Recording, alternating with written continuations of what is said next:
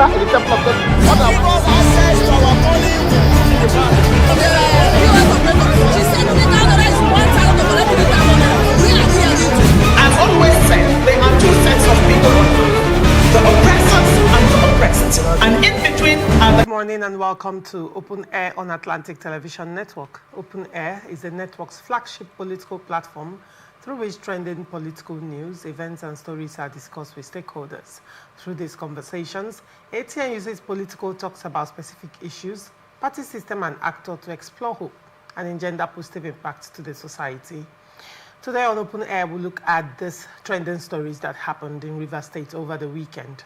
4 lawmakers reverse back Fubara impeachment. And court stops impeachment proceedings. Assembly defies injunction. CJ receives impeachment papers. Fubara response. Still on Rivers crisis, APC warns against Fubara impeachment. Legislative coup. And Wike's aide mocks Fubara, calls him politically weak.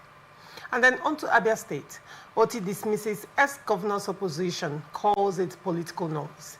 And then on Kano State, betray Kwakwanso, suffer political downfall. Kwakwansia chieftain says. And then on to Zamfara State, where APC denies Lawal's defection rumors. We'll go on a short break, and when we come back, we'll delve right into the show. Do not go away. Representing people. Mr. President, my people are under siege. I will place economic stability and confidence. To condemn this act and call for the immediate release of this minister in the temple of God. Give us access to our money in the bank.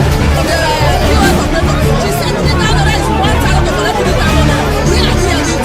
I've always said there are two sets of people, the oppressors and the oppressed, and in between are the cowards and the hypocrites, which are you. No matter how tough the challenge, how high the obstacles, we always overcome. What Nigerians need now is not about the country. Who can come and salvage us from where we are?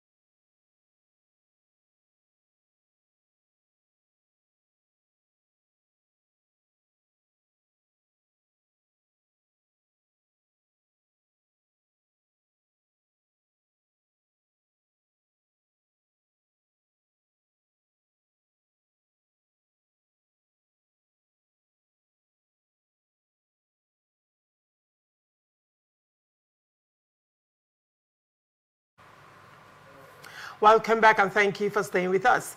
Joining me on Open Conversation this morning is Chizi Nyomasila. Chizi Nyomasila is a regular on Open Conversation. He's also a political analyst and the leader ICU Group. Good morning, Chizi, and welcome. Good morning, Larisha. It's a wonderful film. Did you go to church? I'm here. Of course, I didn't go to church. I went to church. Okay, you did? Yes, That's sir. nice. Probably one day, when I grow up, I'll start going to church. But then moving forward, I also have joining me on Open Conversation this morning, Ugochukwu Ifeanyichukwu, a regular on Open Conversation, and also a political analyst. Good morning, Ugochukwu, and welcome. Good morning, Lauricia. Good morning, Chizi. Good morning, Rivers people, and all our followers all over the globe. Happy Sunday to us all. And another day to talk Rivers State and Nigerian politics. It's been a week of serious political tension in Rivers State.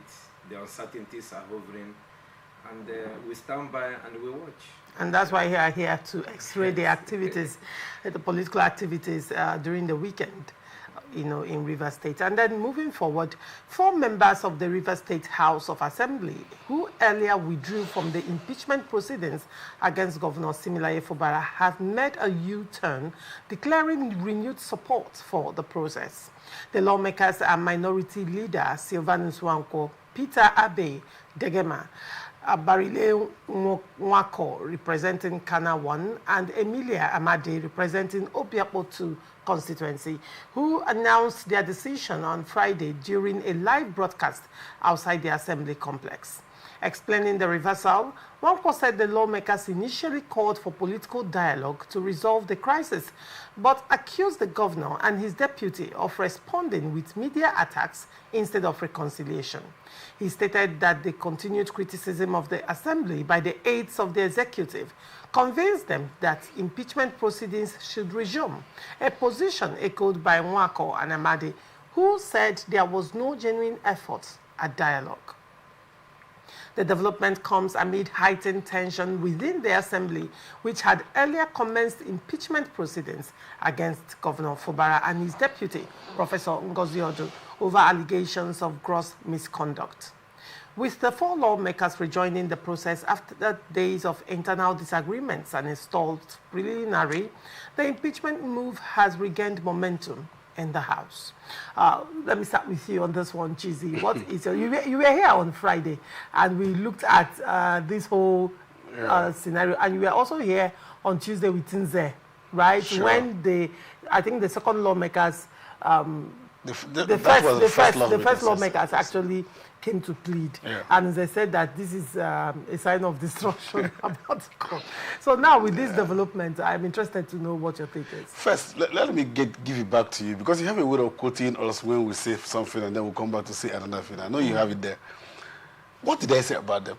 Did I tell you that they've withdrawn their impeachment? No, you actually said that they have not withdrawn their impeachment, that what they are pleading for is a dialogue, right? However, they have not said the governor did not commit what they are actually acknowledging that the governor did commit those constitutional infractions. Yeah. However, they are saying that, they should be open. They are pleading with their colleagues to be open to dialogue and reconciliation. That was your position. Yes. Am I mistaken? That was, is, and will always be my position. Right. Because, you see, when people say, okay, they have resumed back, they have reversed, they were just there. It's like saying, okay, I know these persons. In fact, even by their speech, they already had indicted the governor to say that, well, all the misconduct or gross misconduct, all of the things that were items that were put forward at the impeachment thing were all correct. That's what they said. But, okay, let's see whether we can look at it from the other perspective. Let's see whether this man would want to do that. That's actually what they are saying. Let's see whether we can use dialogue to do that instead of using war, which is mine. Impeachment in this instance is war, which is mine. And I told you that was it. And they have also come to prove to us that if 2 things they have done by this reversal, if you call it reversal. Number 1 is to tell us that even the governor was so weak that he couldn't reach them. Do you know that? So that means that the initiative of even doing that were their personal initiative, not out of the governor's political sagacity. He lacks it. He does not understand where he's sitting. So when these people came and said, okay, let's reverse, let's look at them. I think what would have done is that the governor would have taken advantage of that. So okay, let me go into that. Also is telling us that the lawmakers were ready for dialogue. Let us see this. Let us allow the voices of our elders, the voices of some of their constituents, and God forbid it's cheesy. Look, other constituents who can say that. Because why would I say that? This man looks very unrepentant. It looks like, I've told you that if you calculate 3 years from 2003 till today, that this man has been the sole administrator. There's no democracy. In fact, court said so. That there's no government in Rivers State. It means that this man does not understand that he's a governor, a democratic governor, elected by the people, who should be accountable and responsible. And so these people came back and said, okay, let us go on with impeachment. And of course, they are going up with impeachment. I have told you that they can't even stop it. You see, let me tell you, I was studying the scripture yesterday and I happened in the section, on the verse. You know what he said? Is God frowns at you not punishing the guilty as much as punishing the innocent. That means if you punish the innocent, God frowns at it. If you also excuse the guilty, God punish. You know why? If you don't do that, you set a very bad precedent. The difference between Nigeria and any other country called the civilized world today, it's not because there are superhuman beings leading there. It's because those superhuman beings or those human beings respect the institution. And when you begin to respect institution, respect separation of power, in democracy, we have the legislators, we have the judiciary, and we have the executive. They all have their functions. And in that function, you must allow them carry out that function. And if you don't do it, what are the things that these assembly members were even calling for? Let's get it over and over and over and over. What are they calling for? Bring up all of those expenses that were not captured in the 2025 budget. That's it. What's wrong with that? So we can accommodate it. So it becomes legal. Because if you do, it is not your personal fund. Do you know that if you even stay in your family, there's an extent to which you can tell your children, go and do this and just give them what. As they begin to grow, you will accommodate their decision in your spending. I'm talking about every family.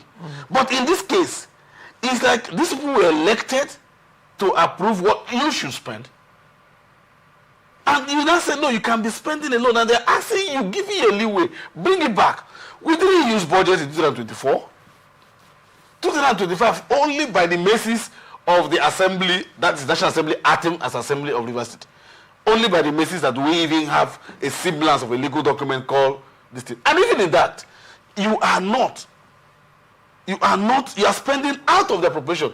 And that's misappropriation. That is against the law. That is illegal. That's impeachable. You are not. Now, let me also say this. When the governor is elected as the governor or the president or the chairman, the first thing you do, constitutionally required, is to go and address the assembly, national legislature, assembly or the councillors. Now, common sense, this may not have been captured in the constitution, but by the vagaries of all that happened before the declaration of a state of emergency, and then there was a lacuna that happened, and for 6 months, all of you were suspended, believing that you would have gone to learn your lessons, and you went about begging. I think that the first thing that would have happened upon resumption was to address Rivers State in the assembly. After all, is it not the same government that used to address Rivers State in RISEC? They used to take over RISEC and then go to RISEC as RISEC chairman to address Rivers State and then begin to conduct an election. If he can address Rivers State as RISEC, it is in the assembly that he cannot go. That is where we would have seen the friendship, because that's actually the crux of the matter. If you had political wisdom, what you would have done is go to the assembly, write the assembly upon my return. For people like us, when he didn't resume that day, and do you know who went out to begin to defend him on that not resumption? Was Nyesom Wike. Was was the FCT minister. Then when I said, no, he's a governor. Maybe upon his coming back, he may have done one thing or the other, did something, and it's a continuation that he doesn't have to resume immediately. He was the person defending him. And do you know, that's not too good, even though the minister was defending him. But that returning, the next day, if you notice that as soon as they resume, Assembly had a plenary the next day. So what would have happened is that there would have been a plenary to even welcome the governor at the plenary where he's going to talk to Rivers State. We would have seen my speaker, we are here today, we have embraced peace. The entire state will be quiet and there will be peace. Instead, he went back. And I can tell you with authority, he didn't even resume going to sleep in government house. He suspected everything they did. That means the man was still coming with this conflict thing. He was see, there's nothing you can do to a man. I have told people, when you elect a man with the capacity of a governor as chairman, he will take the office of the chairman to the place of governor. He will give him that impetus. But when you elect a man who shouldn't even be councillor as governor, he will bring down that office of the governor to a village clerk. And that's what Duke is doing. I mean, that's what, God forbid, that's what Sinfobra is doing. That's what he's doing. Because he has clearly told us that I do not have the capacity to be a governor. He was okay being what's it called? The accountant general, where, those things, I tell people, when you are an accountant general, you are not initiating or creating. That's not an office for creation of initiative. It's an office for reallocations and pay and don't pay. That's all. So when you come to an office where you have to be creative, where you have to be productive, where you have to be political, there is no country that lacks that capacity. A leader, I tell them that the word leadership, that word leadership is value neutral. It is the person you put there that makes good leadership or bad leadership. So when you see somebody who is not up to that, and that is what Fobra had done, he is not. Shouldn't be elected councillor. Because he doesn't understand it. If you understand the office you carry, that office naturally, all of the things, assuming there are undercurrents that are not okay. See, there are things that are unspoken words. There are unspoken words. There are things that you can be doing behind closed door that the law does not allow you to do it openly. And so it is at that point that I play the politics of a governor. Because I am going to submit the budget. I am going to act as governor. Now, you don't even need to know them. Do you know that Fayose had 80% of his lawmakers not from his party? Sure. When he became governor. When he became governor, he had 80% of his, this is not from his... Of the assembly. Of the assembly, not from party. What that means is that he was already set up for anything. He was sitting on the cake of a gunpowder. Michael Odusola of Lagos in 1991-92, if I say you were not born, you weren't born now, NRC SDP. He was of the NRC, and the house was, 90% of the house were PDP members. How did he survive? The first thing he said is, I quote him, he went there to say, hey, you were not elected SDP, you were not elected NRC, you were elected Assembly of Lagos State. And I'm an elected governor of Lagos State. So let's see ourselves here. You are representing your people, our people. I'm representing our people. We're not representing our party. When it's time for politics, me and you will play it too. But for now, we're playing economy, we're playing policy. That's what Fayose did. Now, look, see, from inception, all of those who went to Fobra, there are two persons who went to Fobra. Those who went on purely ethnic sentiments, and those who went on greed. Because what they wanted before, ADC couldn't have, I'm not afraid now, ADC couldn't have gone to Fobra for anything. Only because ADC was not made speaker, he was deputy speaker. There is this thing about human being. Now, when you get to a certain level, you feel that you are too big to come down. And so ADC believed that as former deputy speaker, naturally, he should be the speaker. So having his leader come to be speaker, while he now becomes, for him, it looks like, okay, so he wanted the speaker. And so he had an occasion of doing that, even when he knew that that was not correct. Who told you this he didn't know? No wonder he quickly. A smart politicians, if you had 3 lawmakers, 4 of them, instead of you even resigning, you should be asking for more to join your clique. Now, he resigned, making them 3. Do you understand that? Making them lesser in number. Lesser in number. And lesser influence. Influence. Instead of, now you resign to where you will no longer have influence. If you have that influence, you should be there as former deputy speaker, a lawmaker, the man who was there, who has influence, who now have the support of the government, so that the government could be routing you for his lobby. You're no longer there. So you run out of there, you're no longer... And bridges were burned, so he And bridges were burned. You are no longer staying in the assembly's quarter. You're no longer staying in the quarter. So if you're coming like cheesy, like coming to assembly. We can say no to you. But if you remember, whether you are for the man or against the man, you were there. You're a member of the assembly. No assemblyman can say, don't get out of your quarters. No. So by that, there are informal meetings. If you go to the assembly quarters, they live like brothers and sisters. They are so friendly. They jog around. And you see, those things are where minds are robbed and lobbies go. And that's what it is. So they were smart. So, but ADC was smart. When I said they, it was him. ADC was smart because you are smart to an extent, or success is about your target. ADC's target was to make big money and run for governor.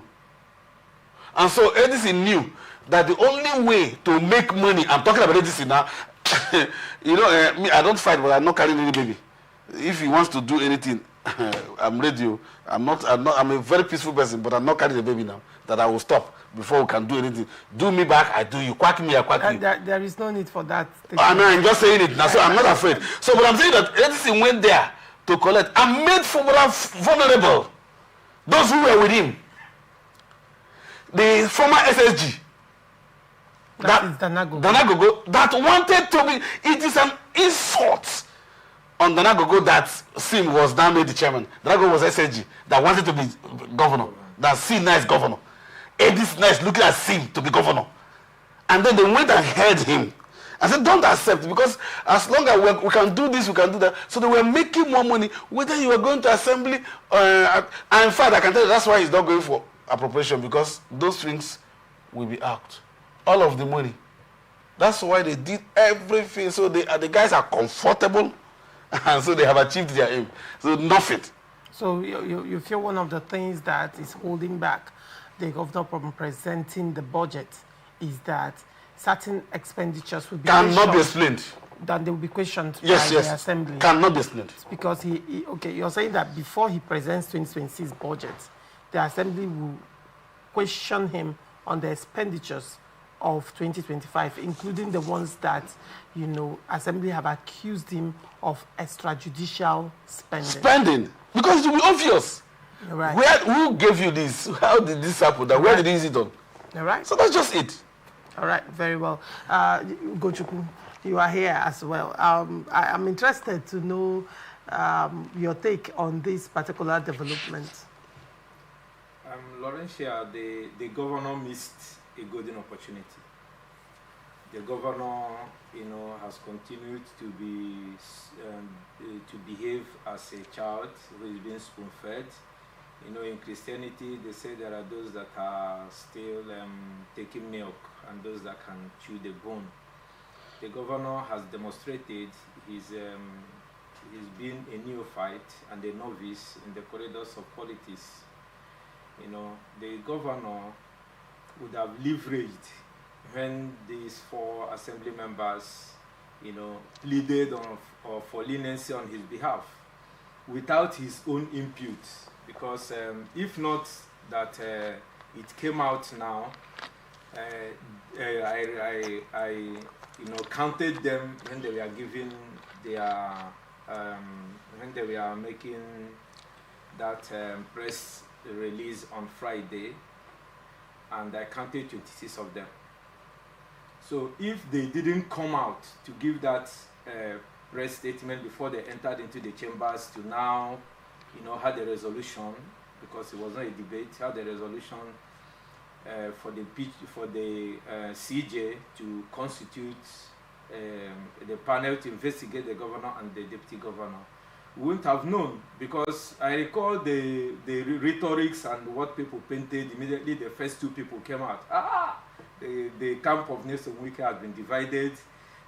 Those people are not, but they didn't take into cognizance that even the people that were pleading indicted the governor the more and the deputy governor, because they acknowledge that though the governor has committed an infraction which is impeachable according to the constitution, but they pleaded that another method of dialogue should be taken, because we are all from Rivers State, and what we are talking about, whether impeaching the governor or not, is for Rivers State to get the desired dividend of democracy, because as it is now, everything is stored in Rivers State.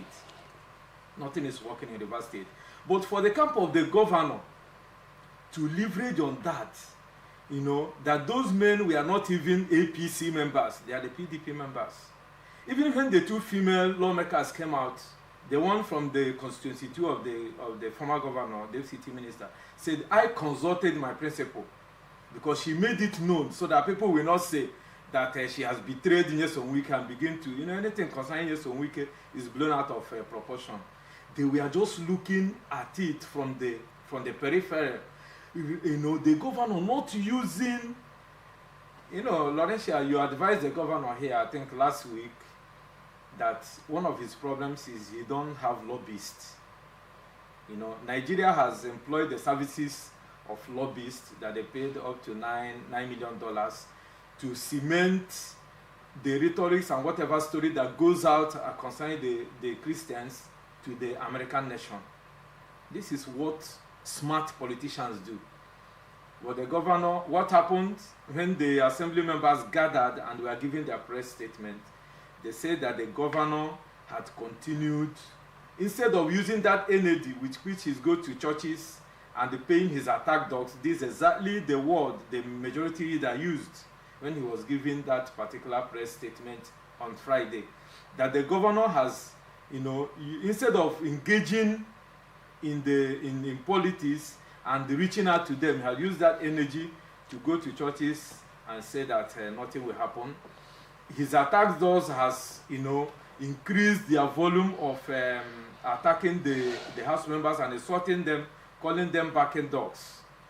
The governor, they have not reached out to them within that window. The governor has not in any way engaged in them. And the most annoying part of it is the nature of the Rivers State politics.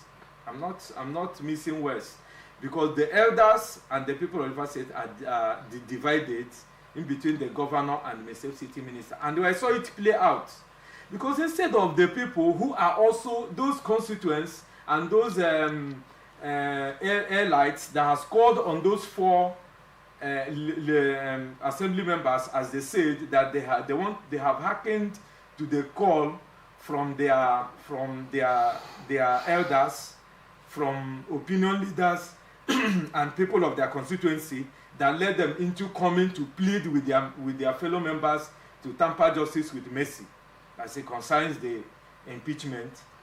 But those people have failed to tell the governor to do the needful. You have told me I have a problem with you, and you have called me, and you failed to reach out to the other person. It was you and I, Laurentia, that we are here last Sunday or on Monday when we talked about some of the elders and groups who are condemning the impeachment notice. They exonerated the governor as a saint while vilifying the assembly members. That is not how to come to equity. If you must come to equity, you must come with clean hands. Because you have reached out to the assembly members, please, we want you to soft pedal in social part, but did you reach out to the governor and say, use this opportunity and do what the assembly members are asking for? They didn't do it. The leader of the house made mention of that in the 4-point or 5-point resolutions that he used in giving the press release on Friday. I listened to him.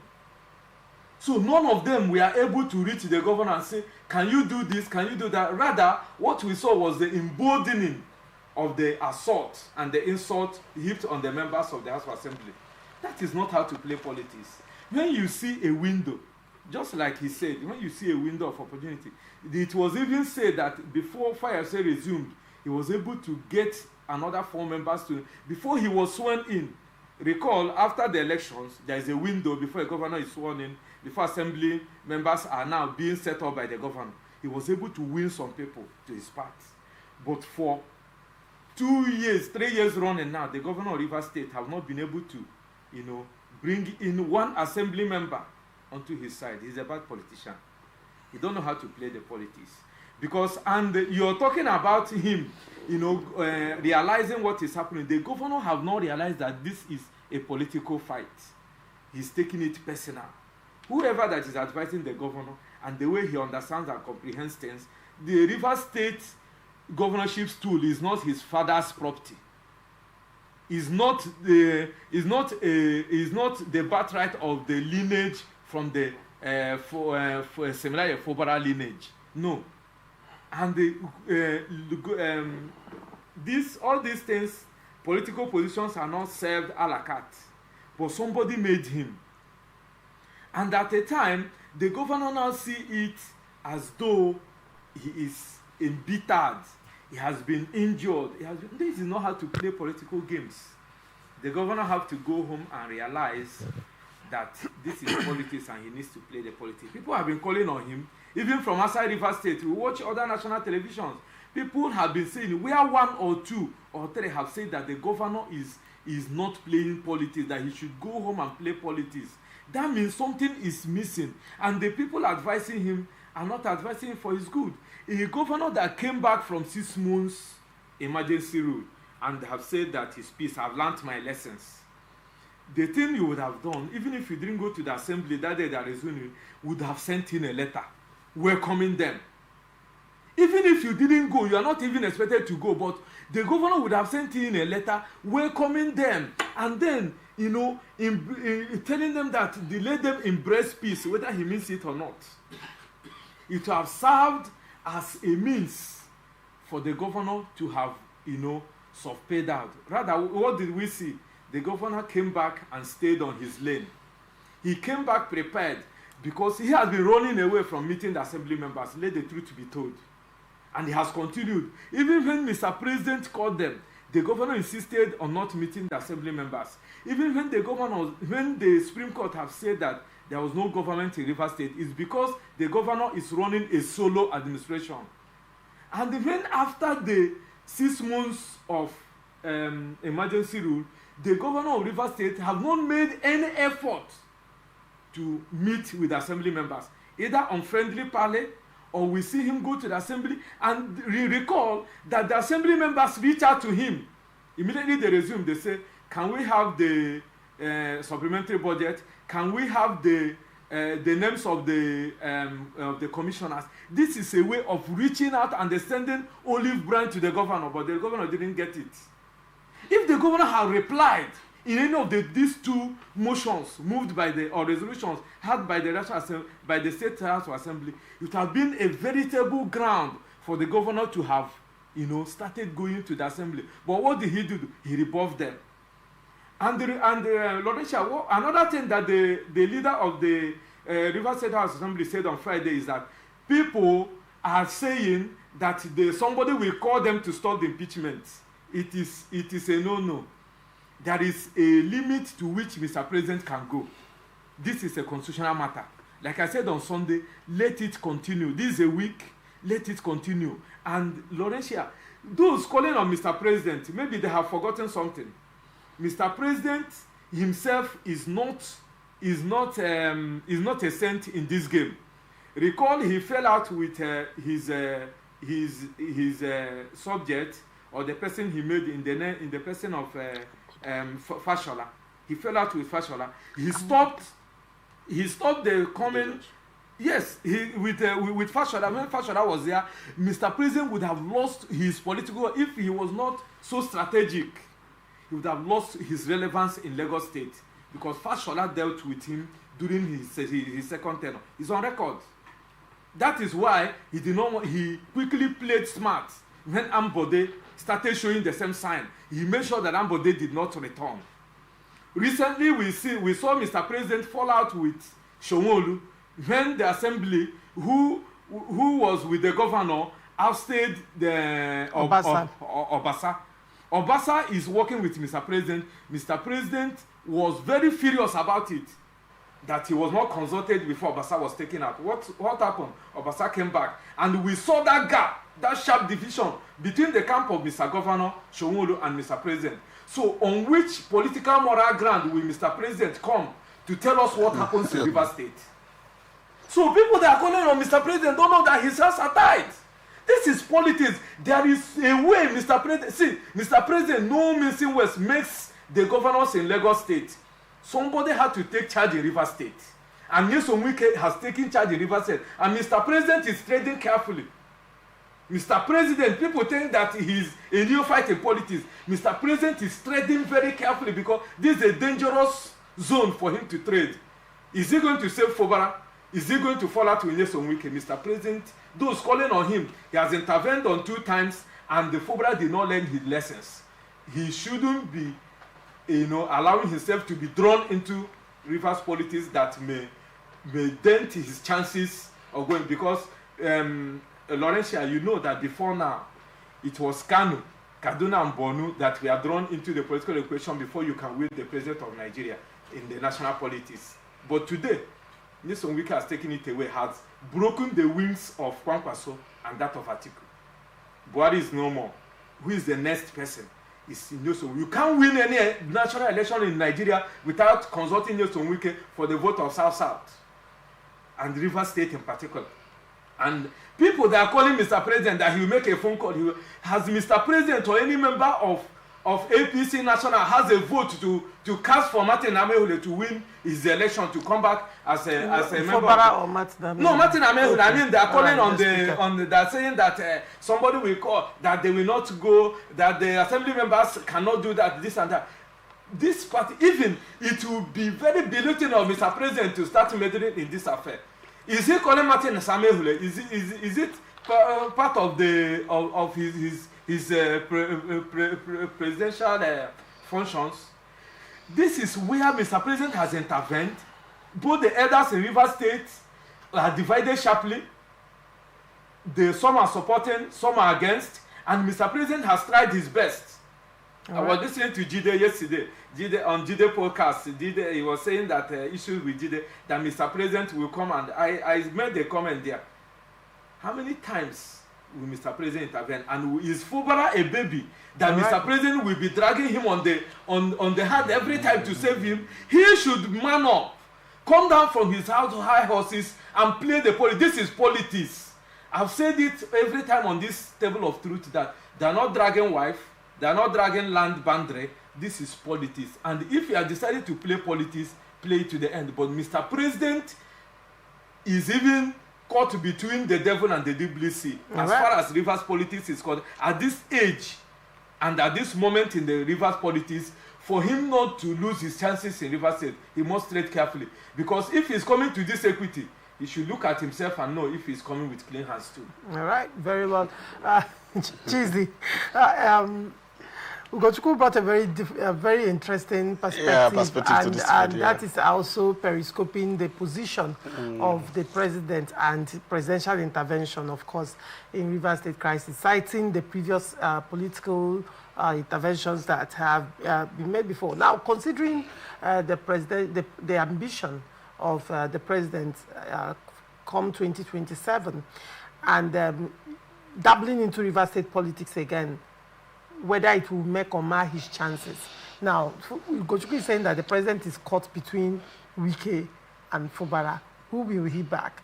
But then, Chizi, I'm interested to know your take on this. Well, let me start by saying that I commend that perspective he brought in. But firstly, I like to say that if the president up till now is still caught in between Fubara and then the president is not a politician, can't try that. He can't be doing that. The president knows clearly who will win the election in Rivers State. Of course, whether I like it, Wike is not somebody who is not performing, so you can't hold him on non-performance, even as FCT minister. If there is anything that this regime today boosts of is the performance of the FCT minister, then if you come politically, how would you compare, if you Martin Amehule and Fubara, you're talking about Jason Wike, what is, as in how? So the president cannot be that. But I said that, I want to say that on that call for for, the president's intervention. One thing I have noticed about these same people, quote unquote, is that is why they do double speak. They can come here today and say, Laurentia, is what you did is not good, because that is not favoring them. And as soon as they want you to do the same thing, they will not say, okay, Laurentia, please come and do the same thing for us.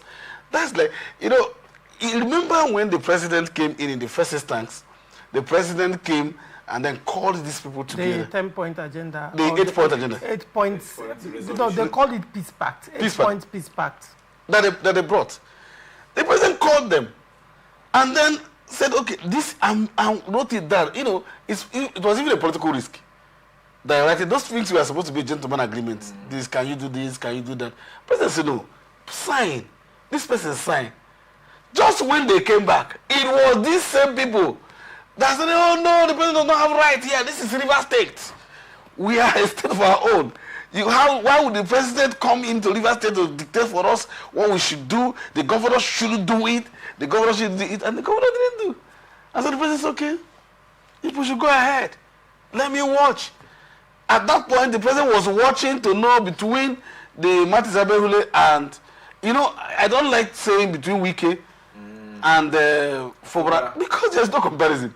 It is, if you are talking about Wike, you don't begin to talk about Wike, Atiku, Wike, those, not Fubara, which Fubara. I mean, between Martins and Abehule, because that's the fight. Wike is not a member of assembly. Between Martins and Abehule and Fubara, so let's see how it pans out. And the people went up to Supreme Court, and the Supreme Court ruled and told that Martins won. Why would they do that? So for the president, the decision is clear. He knows where to support, if you go to support. But we are not children. We were not children.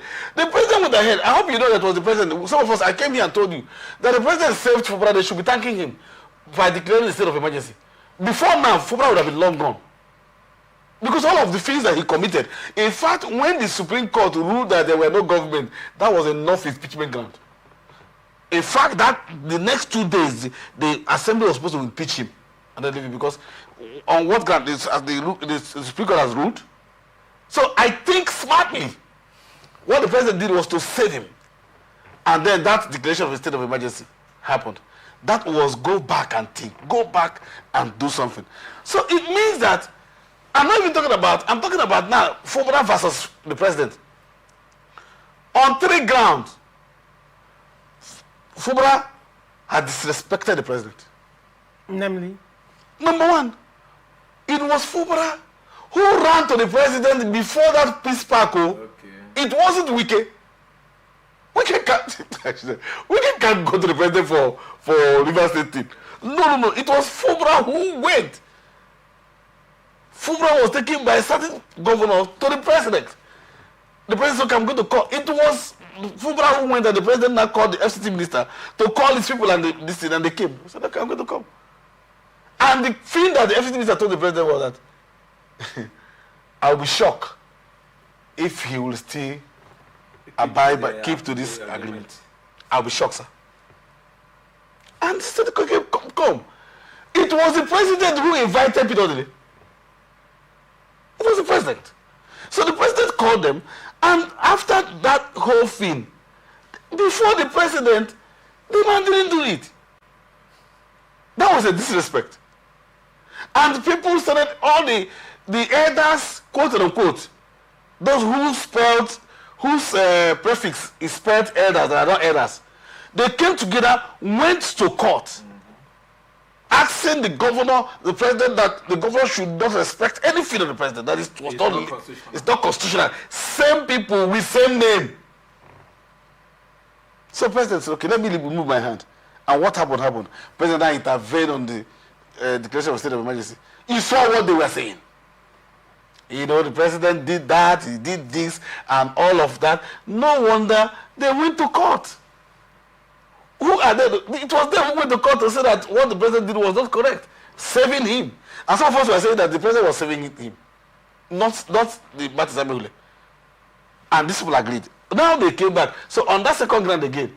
Now this third one is, I hope you know that before the suspension, the expiration of the state of emergency, I hope you know that the president has a right to extend the state of emergency for another 6 months. Yes. It was the power of lobby that stopped it. I can shock you on national television that even the sole administrator was not ready to go.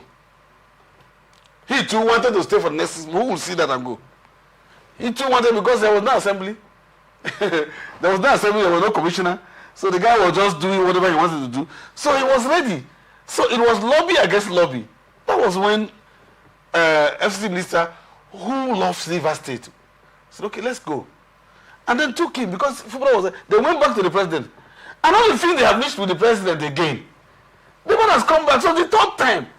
So why would the president come to Rivers State again? To do what? Okay. The president will say, let me be here. Let me see what you can do. You know, when people run to the president, it's a sign of weakness. I'm being frank with you. You know, I came from a family and I have a stepmother. Not my mother, you know, my stepmother. If you go to primary school while we were coming back and engage in a fight, it was bad.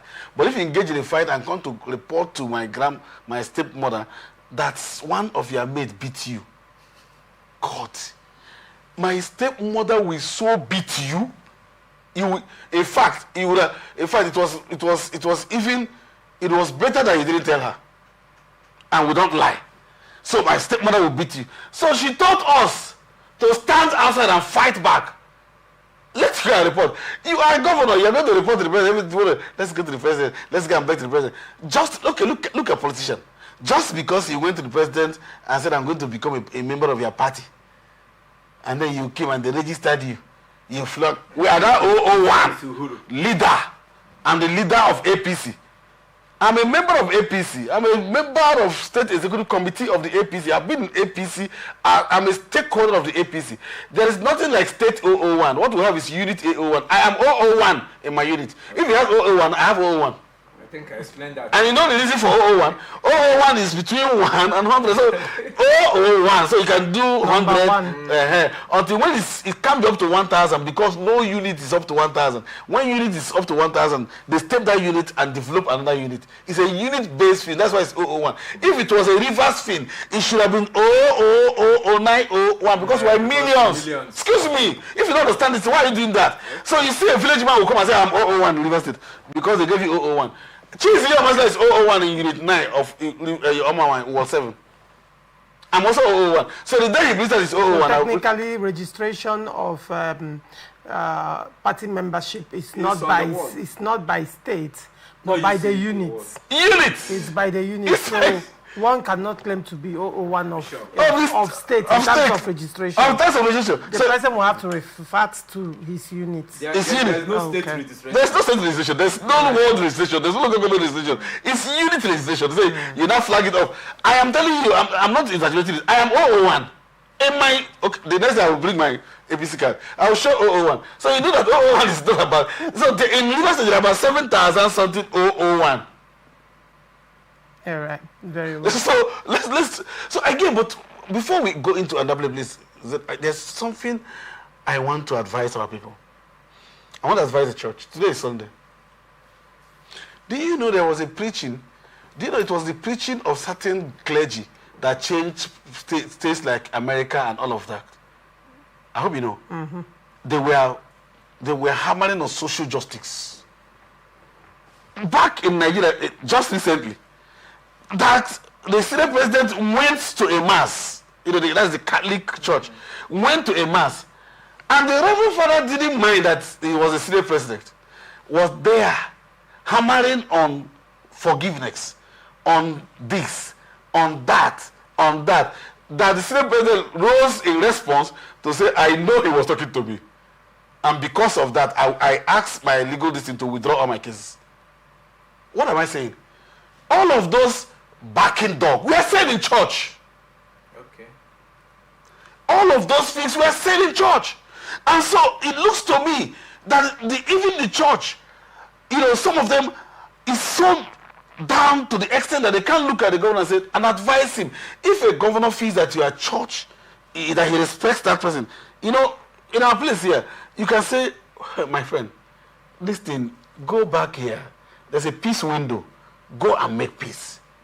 Go and make peace. There's always a peace window. But they come and say, in Jesus' name, nobody can remove you. Nobody can do this. So you can go ahead stealing.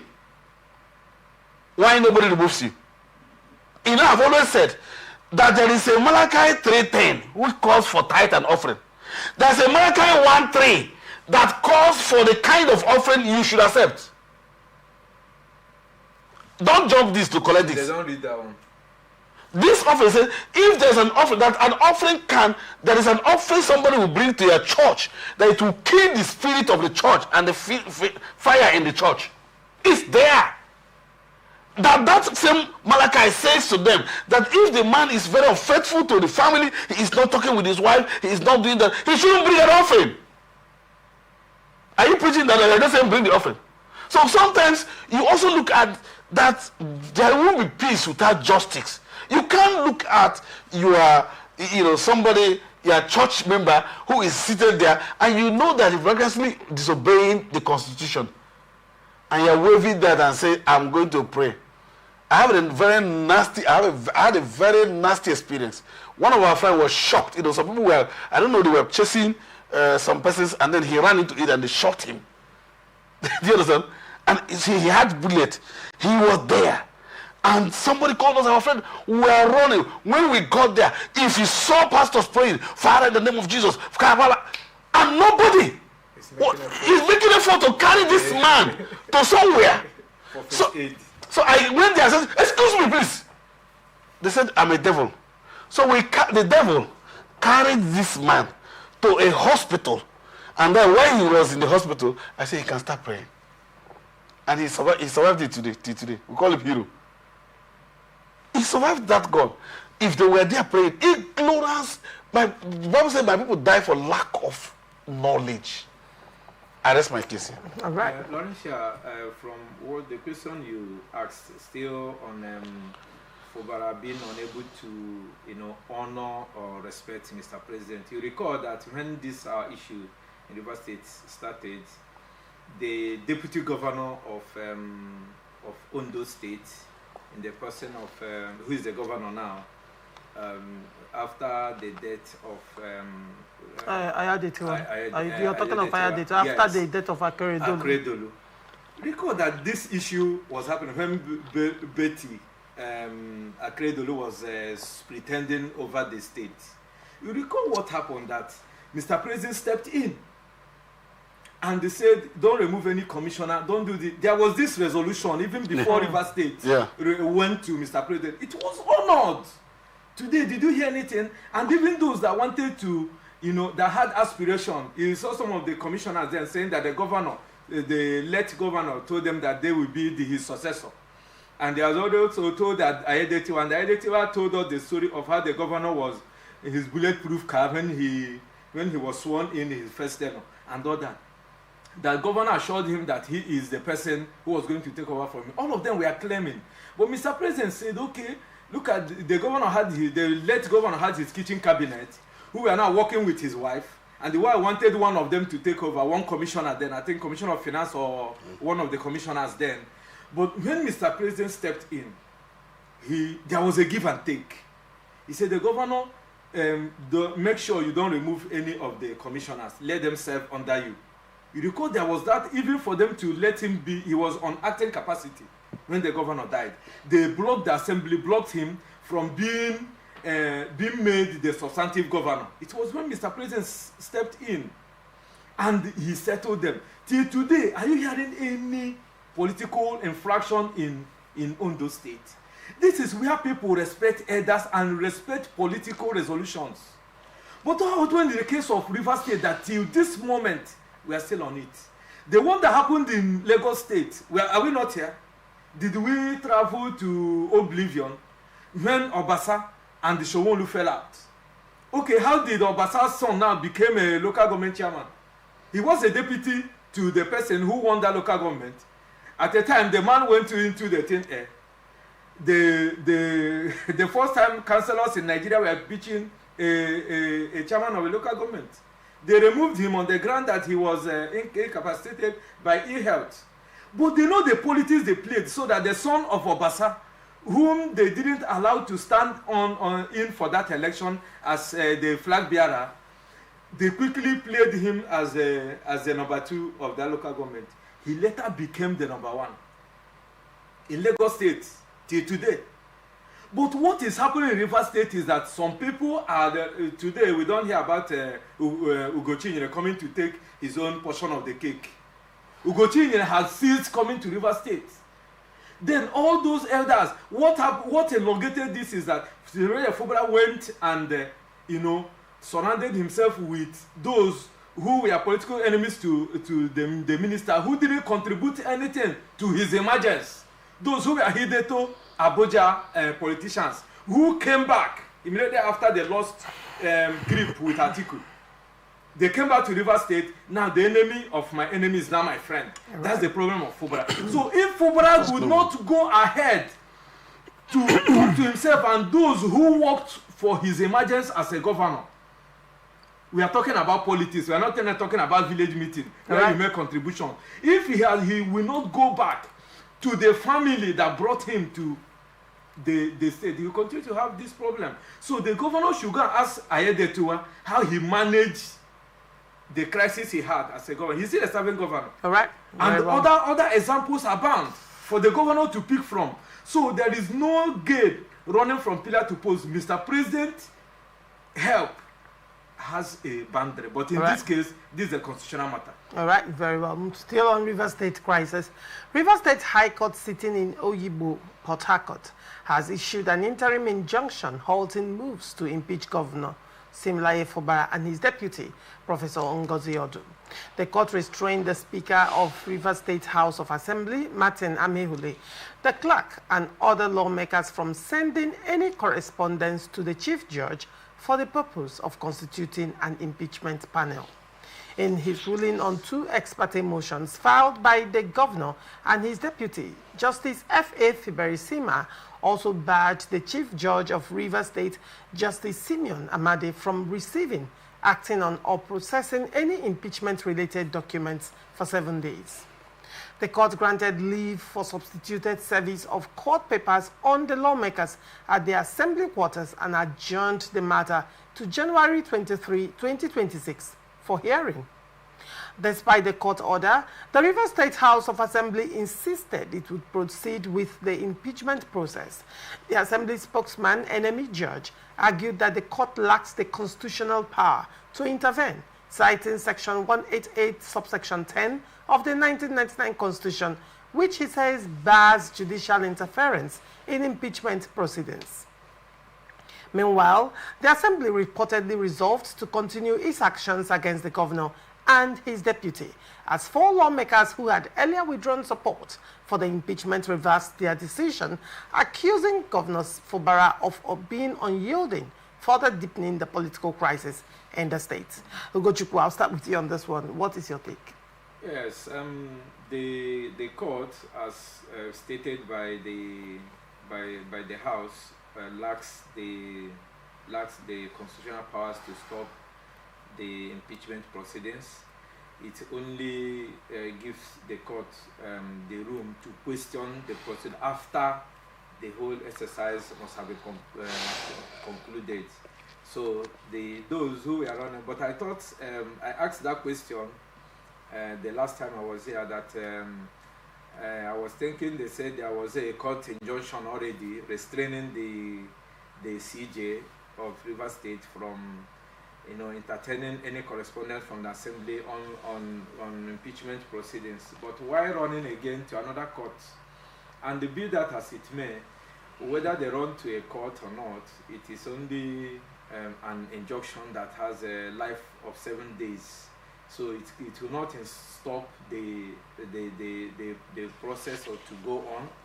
We are happy that also some of the correspondence we had, because when they sat in the plenary it was live, and the speaker said he was going to forward the resolution to the CJ for him to constitute the panel. So my advice to the governor of River State is not to run to the court, but to do the politics that is needed. And again, instead of this energy he's expending on going to court and all whatnot, this is the energy he will use in bringing the assembly members to himself, and also the opinion leaders that matter, those that can reach out to them.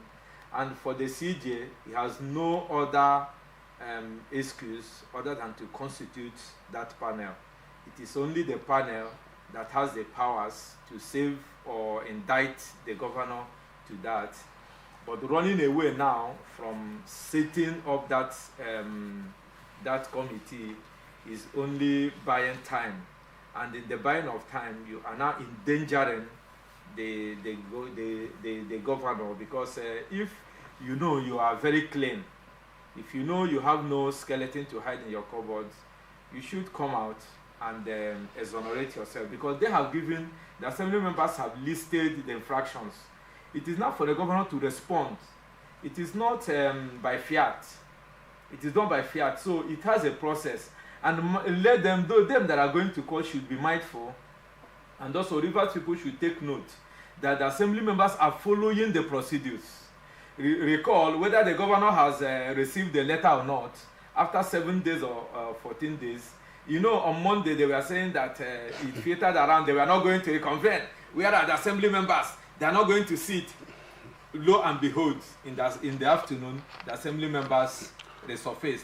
Some people argued they are on recess, forgetting that they can, you know, they can reconvene at any time. Even we see it in the National Assembly, that they can reconvene in any time that there is a matter of urgent importance. So the argument that they will be coming back on January 26th, they don't have the powers to sit, and they don't have power, the governor has not received the letter or not. The governor, having heard about it, them sending the letter to him, has acknowledged the letter. And he has received the letter because he knows he cannot be unaware of what is happening in his state. He's the chief security officer, for crying out loud, and he gets information on his table. So the assemblymen came back and now had a resolution that the state chief judge should constitute the panel. That is where we are now. Right. After that time elapsed, we get to the next stage. But I want it to be on record that the assembly members are following the process. All right, very well. Chizi, what is your take on this development? It's just very unfortunate. Anyway, the only good thing I will take out from that court is that Fubara have accepted that he has received an impeachment notice, because you don't go to court to stop something you don't know. Do you understand that? Going to any court to say, please stop this impeachment process, means that the same man or their group of people who has said, we didn't receive this, has said we received it. That's what that court, going to court, means. But, you know, there is a threatening dimension in this whole thing. You can't, there is no judgment. Do you know that the Supreme Court, for instance, ruled that there was no government in Rivers State? Was it not enough to extend that ruling to say that the president, that the governor is no longer governor? That was enough, isn't it? But because they can't go beyond that, because the only window to stop the governor was during the election petition, or there is something that has happened before that. But they can't go beyond that, because, you know, the judiciary cannot stop the executive from functioning. So the executive cannot stop the legislator. So it is like going to the judiciary to stop the legislator from sitting. That's what this whole thing means. So where is the separation of power? Where would anybody? I think the NJC is not coming hard on their judicial system, on the lawyers on the judges of Rivers State. I don't know what a judge. See, if I don't have jurisdiction over this, and it's even a state high court. And it's even a state high court. If I don't have a jurisdiction over this, it's like, do you know, for instance, let me even tell you, between the hierarchy, which is higher? Do you know that the legislator makes law? You understand? That the executive executes, isn't it? And the judiciary interprets the law that the legislature makes for the executive. Now you are not saying legislators don't make law again, so we can be doing whatever we wanted. The judge that entertained that case should be removed as a judge. That judge. And you know, all of this went to courts to look at all of those judges that will stop the proceeding, that will ask the legislator not to send correspondence to the CJ, and that the CJ should not accept correspondence. What is that? Do you know, let me tell you what they are saying. They are saying that people shouldn't also accept the court correspondence. Like if court rules, if court is going to give you an injunction, that you shouldn't accept it. That's what they're saying. They don't understand it. Do you know that the law of France had that you didn't even accept something? That's why the law, they can say, okay, let's give alternative service. They can go on public listing. And these persons, each time they are doing this, they are on national television. They have these national papers everywhere. So you can't deny not being served. Even the CJ cannot say I received or not. It is incumbent on the CJ to immediately. There is what they call judicial officer in the legislative house. Do you know that? There's a judicial officer that reports to the CJ of what is happening in the judicial house. He has an officer that informs him of what. They don't need to go there for him to know that there is a law that has been done this way. If not, how do they correspond with the laws that they made? When they say we quote Constitution section this, who made the Constitution? The legislators. Have you ever seen the legislators take that Constitution to the judiciary to say we hand you over this Constitution? They only pass it, and the judiciary has a way of having it, isn't it? So right now, for them to have gone to even make that pronouncement, I think the agency should look deeply into Rivers State Judiciary. I'm being frank with you. The kind of things a judge should stay and say, no, I can't entertain this. You recall the judgment by the appeal court sometime, I think 2025, in cause of the Rivers State crisis. I think this has to do with the lawmakers. I think Okojombo matter, where the judge said that the State High Court does not have the jurisdiction to entertain matters pertaining to the executive, the state assemblies, that is the legislatures of a state. And they clearly said that with regards to matters with respect to executives of a state, that's the governor, deputy governor, the state houses of assembly, federal parastatals, federal institutions, it is the exclusive reserve of the federal High Court. Now, from the story, you know, this matter was taken to a state high court sitting in Oyibo. Now, which now brings to question Justice Fibere Sima that entertained this matter in the first place. I mean, it's just like in journalism. Journalism has journalism 101, very fundamental things that journalists must know. It's just like in every profession, in the medical field. There is something you must know. It doesn't make sense that a medical doctor will come out and say, I don't know how to do CPR. You know, how can you not know how to do CPR? And when you're talking of NJC, that also brings NBA to mind, because NBA has been very vocal in Rivers State crisis, and they had always taken the side of the governor. Now, at no point did the NBA come out to call out their lawyers. The judges. Not the judges. Okay. The lawyers. Judges is NJC. NBA is a lawyer. A lawyer, I mean, one of the most fundamental things, just like a doctor will know how to give CPR, is that a lawyer will know, first of all, when a matter comes to him, which court has the jurisdiction to entertain this matter.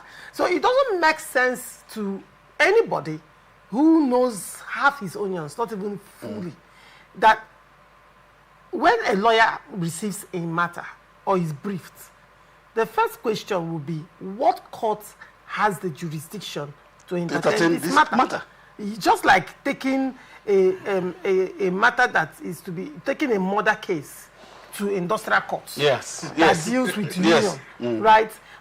So a judge, again, it still beats me hollow how a judge, because before you became a judge, you would have passed through the ranks of a magistrate and all of that. Now, a judge does not know that he does not have the jurisdiction. We've had a Rivers State judge sometime last year recuse himself from the matter on the ground that this matter, it doesn't fall under his jurisdiction. Right? And again, you look at the Constitution in the case of this particular matter. The Constitution is explicit in the Constitution. With respect to impeachment proceedings, the court cannot interfere. Meaning even Supreme Court cannot interfere. The only thing that can be done is that when the proceedings are done, you can't question the proceedings. The governor or the deputy governor, if the impeachment was successful, whether followed procedurally or not, can now go to the court. The court can only come in after the process is done. But the court cannot stop the legislature from fulfilling their constitutional duty. I'm trying to make this thing make sense. Fulfilling their constitutional duty of serving the CJ, right? And then stopping the Chief Justice from receiving correspondence from the Can you imagine? The court in this instance, Justice Fiberisima, because you call the judge by the name, Justice Fiberisima, in this instance, is telling us that his court is higher than the Constitution that is superior. That's what it is. Right? Justice Fiberisima is telling Rivers people and Nigerians at large that the court, a state high court, let me emphasis on state high court, a state high court can actually stop the State House of Assembly from doing their legislative functions. And a state high court can actually stop the Chief Justice of the state from fulfilling his constitutional mandate. From fulfilling a constitutional obligation. Let's not even, it's an obligation. To that office. Now, moving forward, the Rivers State House of Assembly has, defied that injunction. They went ahead to serve the Chief Justice and also went ahead to serve the governor and the deputy governor. And the governor has actually said he has received it. And he called it a love letter. Yes, that's what he said. So, no, it's love letter now, isn't it? Love letter could be divorce. That's also love letter. It can come from your love. His interpretation of it is love. It's love. That's what I said now. It's coming from your love. And they love him. You know what they're saying? What he is saying is that they want to remove him. They want to save him from what he does not understand. If you are driving a truck, and you don't know how to drive a truck, you are wishing that somebody just take over the steering. That's what he said is love letter, because they are going to take over the steering. Let me tell you something. You know why they are running to court? They are running to court because they know there's no defense. Why you say there is no defense? Just hold on to that thought, because this will bring us to another step in the impeachment procedure and the position of the Chief Justice and the role he has to play in this impeachment. Now, moving forward, Rivers State Chief Judge Justice Simeon Amade has received and acknowledged letters and documents from the Rivers State House of Assembly requesting the constitution of a 7-man panel to investigate allegations of gross misconduct against Governor Similaye Fubara and his deputy, Professor Ngozi Odo. The Assembly's Committee Chairman on Petitions, Informations and Complaints, Dr. Enemi George, confirmed that the documents included impeachment notices, supporting materials and procedural guidelines, insisting the lawmakers had acted in line with Section 188 of the Constitution. However, the development comes amid a subsisting interim injunction issued by a Rivers State High Court in Oyibo, restraining the Chief Judge from receiving or acting on any impeachment-related communication from the Assembly. Despite the legal restraint, the Assembly maintained that it had fulfilled its constitutional obligations and urged residents to remain calm, warning against actions capable of undermining democracy in the state. Reacting to the impeachment notice, Governor Fubara described it as a love letter, striking a light tone while assuring Rivers people of his commitment to peace, security, and governance. He vowed not to support any action that could breach public order, reaffirmed his mandate as governor, and pointed to the peaceful conduct of the 2026 Port Harcourt Polo Tournament as evidence that the state remains safe for residents, investors, and visitors. Now, Chizzy, continuation of our early conversation. Yeah. The interesting thing is the role that the Chief Judge has to play. And in this instance, the Chief Justice have to, constitute 7-man panel. Yes, sir. The Constitution says that if this 7-man panel finds the governor and the deputy governor to not be guilty of these allegations, that impeachment procedure ends at that level. One would say, to a large extent, I'll ask you a question. The Chief Justice, is he answerable to the governor of the state? Except he's compromised. Except he's compromised. You see, by the books, he is not. Okay, his attainment to the position of Chief Justice of the state is by reason of his seniority, not by reason of appointment. No. You see, what they do is like, let me give you one instance. For instance, do you know that the bringing on board of the vice president or the deputy governor or the vice chairman in any respective district is by the chairman or the president or the governor, isn't it? So it is him that nominates them. But yet, he cannot remove them. Okay. So he nominates them to the party and they are deemed elected because all of a sudden they now run a joint ticket. So whether you nominate them or not, you cannot remove him. And they receive different letter of return from INEC. INEC, you can't. So the Chief Justice is independent. Yes. Of the executive. Yes. Why I'm saying this is, though when there is a vacuum in the office of the Chief Judge, what happens is that the Judicial Service Commission, that's of the judiciary, we nominate the 3 senior people. So there will be the level of character and all of that to the NJC. Right? The state will nominate them to the NJC and the NJC will bring them back having done their own work for the governor to now say, this is the person we nominated. Now, as soon as that governor finishes that duty, that's all. That's all. The governor cannot do anything. The governor will have right over him again. Right. Do you understand? So I said, but yet, the CJ can choose to be compromised. That's what I use. I said, except he's compromised. Right. Now, because you see, let me draw you back a little bit. You just talked about the lawyers who already knew that they shouldn't do this. Go to court. You talked about the judge who knew, like Fabricima, who knew that he does not have right over this thing. He does not have jurisdiction over it. Go ahead to name that. Do you know what? The question will be, do you know how much the governor pays the lawyers? So they are interested in the money. Other than what, I gave you one instance. I said there was this lawyer. He carried his client to the high court. When the judgment came, he was won. Then he went to the Court of Appeal, appealed the case, and then the judgment came against his client again. And then he went to the Supreme Court. I mean, each time the client will ask him, what do we do? He said, let's go to the appeal. What do we do? Let's go to the Supreme Court. So when they went to the Supreme Court and they won the client, said, what do we do? He said, you go home and then you pay me my money. And so what he was interested is his money. So, and they will laugh about it. And that's what is happening. So in this case, let me tell you, if you read, what is happening in Rivers State is very interesting. It's very, very interesting. Do you know that the assembly understands this fact? I mean, that a 7-man panel will be constituted by the CJ. Yep. So firstly, that if the CJ is compromised, that is the outcome of that process will be compromised.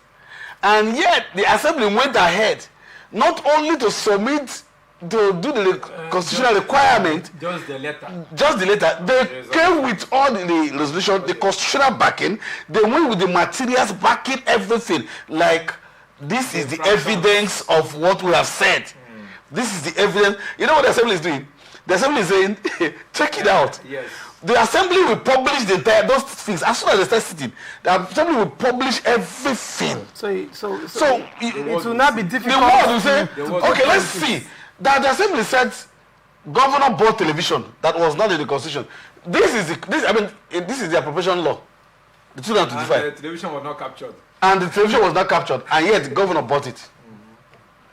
This was what was captured here, 20,000, and the governor bought it for 30,000. This is it. So it is. You see, the person that will be on trial is the CJ. And the 7-man panel. Yes, I'm using the 7-man panel as they are on trial. There is something I love about. Please allow me say something about him, about Wike. Wike is a process person. He understands that no matter how legal or how good and excellent your matters are, that if you face procedure, that you have failed. Those technicalities. That's why they are going to. Don't forget that they have a window. They have a window that if you don't even set up the panel, they can set up the panel. Did they have that window? Sure. Did they have that window? Now you are saying that, okay, you are not setting up a panel.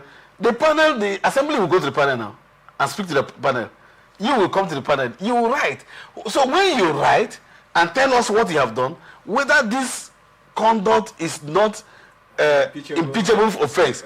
So it is the people that will not say, all of these things we have seen are not impeachable. Let us watch them. They'll be the one on trial. But you know, the interesting thing is that constitutionally, when this notice of impeachment is sent to the governor, and in this instance, both the governor and the deputy governor, they are expected to respond to these allegations contained in the impeachment, in the letter. And then after the response to these allegations, then these allegations as well as the notices will be forwarded to the CJ. We will set up. That's where I was coming. Now, I am looking at the fact that the governor has not responded. That's where I was coming. All right. That's where I was coming. The governor has 7 days notice, 7 has expired, so it's remaining 7 days more. So let us not wake him up. He has not responded. It is based on that response, and he's just there doing his love letter. Don't worry now. We're waiting until that time. If he has not responded, he cannot respond to the panel. The governor does not respond to the panel. It is to them. They will bring their own and the response to the government to the panel. So we will now look at that same panel. Which response from the governor are you going to say that this is faulty? I want to know. Just don't wait. Just wait. You see, because we'll be looking at the technicalities, and let's say, like always, this is me now giving expo once again. That's what I'm saying. So please giving expo once, but it's just, well, one would say, considering the seriousness of this matter, the governor and the deputy governor cannot play with procedures. You understand, in this particular impeachment process, because the moment they play with procedure, there is a lacuna that will be exploited and exploited properly.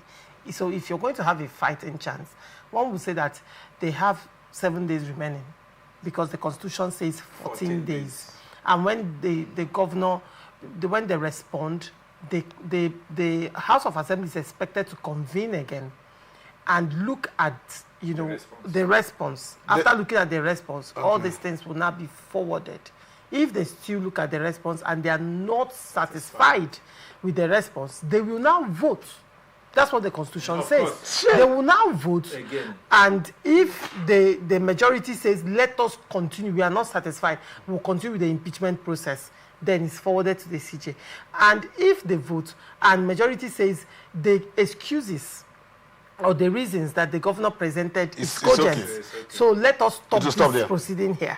It will be stopped. But in this instance, the governor has 7 days remaining.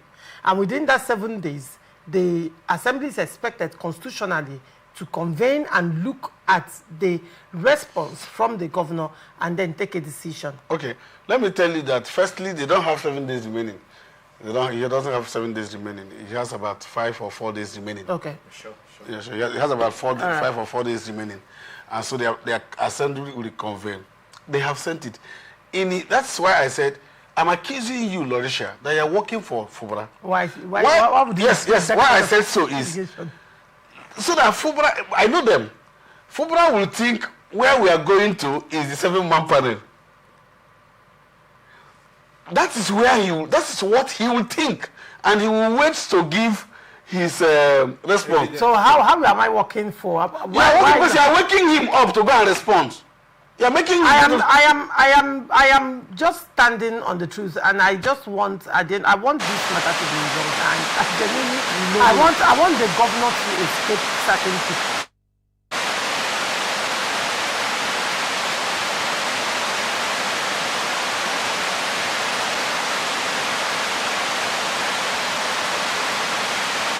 To Rivers State, because the more these things are stalling, the more it's affecting development in the state.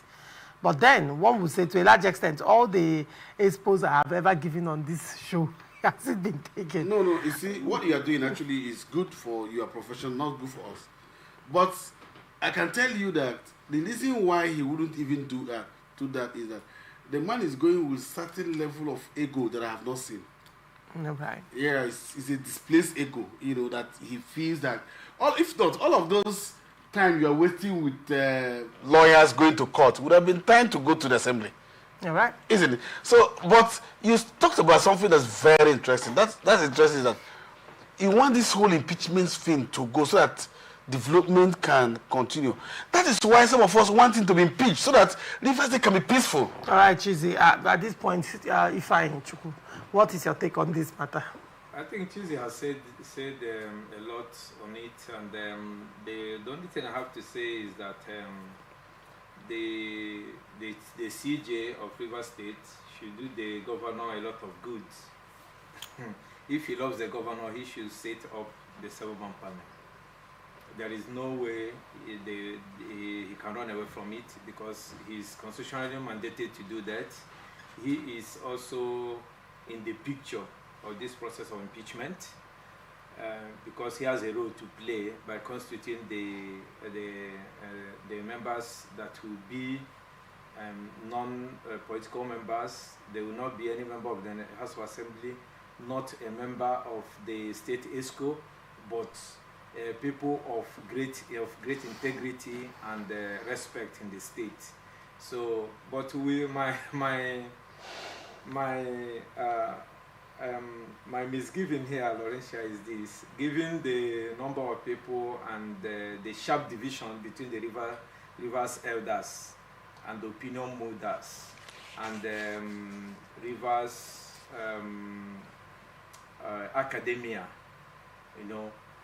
that are divided between Martin Samehule, like Chizzy said, we don't bring in Nyesom Wike to belittle his worth. So, between Martin Samehule camp and the governor, where are we going to find those men? Because everybody here in Rivers State is aligning with one party or the other. So I await where we are going to get such a man. Recall what Jonathan said prior to the elections, that he was going to appoint an INEC chairman that he has not met, that is a Nigerian that is above board in the person of Jiga. So I wonder whether we are going to borrow men from another state if we are looking at things that are unbiased umpire in Rivers State, because everybody in Rivers State have an interest. There is nobody in Rivers State that don't have an interest. So where are we, if the appointment is made, are we going to say this person does not have affinity with the governor's side or Martin Samuel's side, or somebody will go to somewhere and tell you that I saw Wike with this person on a picture in 1999, that this that Wike's person has been appointed. Even the people that have had dealings with Mr. FCT Minister when he was governor, or must have been seen in the corridors of power or among the group, maybe where Nyesom Wike went for a commissioning or whatever. If those kind of people are appointed, what will be the position of Rivers people? So it's going to be very difficult to get such men. Recall what happened to Pandef when Pa Edwin Clark was alive. It was this compromise that bedeviled that particular organization. The Rivers Elders Forum, just like you have APC calling for this and that. Which APC? When you hear of PDP now, like I have always told you, Laurencia, let the journalists tell us, those who are writing on the print, tell us which PDP. Is it Turaki PDP or the one that is led by Nyesom Wike? So you don't come and make a statement that it is PDP. You're going to appoint. So that is where the dilemma is. Okay. But I just pray that the CJ will quickly constitute the panel, looking beyond what I have really said now, because I still believe that there are people we can find in the academia and that we are finding in all walks of life in River State that will have an impeccable character to look at this, because the evidences are there. Even what some of the materials the assembly member must have sent to the CJ will be what the Supreme Court said. What the Supreme Court said, there was no government in River State. I believe that this is one of the materials, so that they will know where the governor have erred and how they will look at those. So the governor is on trial, the panel is on trial, and the CJ is on trial. All right, very well. Interesting position there. Now, Chiz, I would love you to also address that position by Ifeanyi. But then it's very important that I note here that I find it quite interesting, very intriguing, by the way, that the CJ did not consider that court injunction. Ordinarily, you know, people would say, oh, go to court and vacate that injunction. He didn't even bother, you know, saying, oh, go and vacate the court injunction, or tell the assembly, get the court injunction vacated, or himself vacating the court injunction. He went ahead to receive this notice, you know, from the assembly, and acknowledged that he has received it, regardless of the court injunction. What does that tell you, Chizi? And then with regards to the setup of the 7-man committee, Ifeanyi Chukwu mentioned academia. It's very important to note that civil servants cannot be part of that committee. And when you talk of academia, they are civil servants, aren't they? They are. So, go ahead. Well, let me say on those two aside, you know, firstly, the CJ, like you will say, the headmaster was once a student. The CJ was first a lawyer before a judge, and then is the chief judge, isn't it? So he understands that you cannot put something on nothing. So he, in the eye of the CJ, that court didn't exist. It never existed. It never existed. Right. So first, that's why he collected it.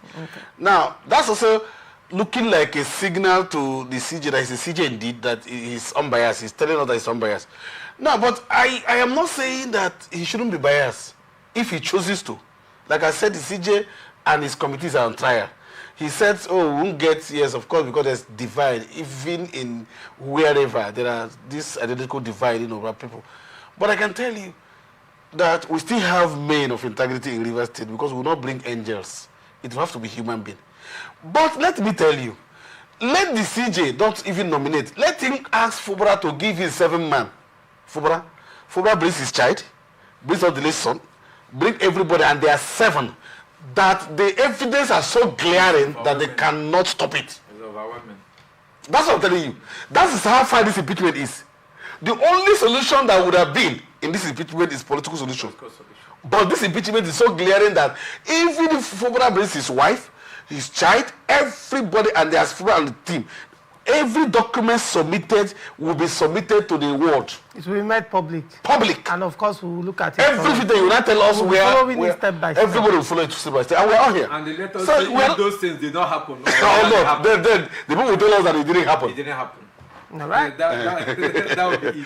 All right. So, we're not children. This is Laurentia, anybody that loves the governor like you do, Laurentia like you do, so let the governor play the politics. The only window to this is political solution, and this is politics. So the governor should be smart. Just like Nyesom Wike will always say, he said those who think they will use them and dump them are half smart. Let the governor not continue to be half smart. All right, very well. Thank you so much. Chizi Nyomasla for coming. Thank you. It's a pleasure having you, come here on very short notice. Thank you very much for coming. And Ifeanyi Chukwu, it's always a pleasure having you every Sunday on Open Conversation. It's a pleasure. And thank you so much, our viewers, for always staying connected to us. And this is where we wrap it up on this episode of Open Conversation. Tomorrow, we'll still continue on developments, over the weekend, every single drama that played out in River State politics. Be rest assured that we'll keep you updated tomorrow. See you at the same time tomorrow. My name remains Laurentia Ugu. Bye for now. My people are under siege. I will place economic stability and confidence. To condemn this act and call for the immediate release of this minister in the process. Give us access to our money. There are viewers of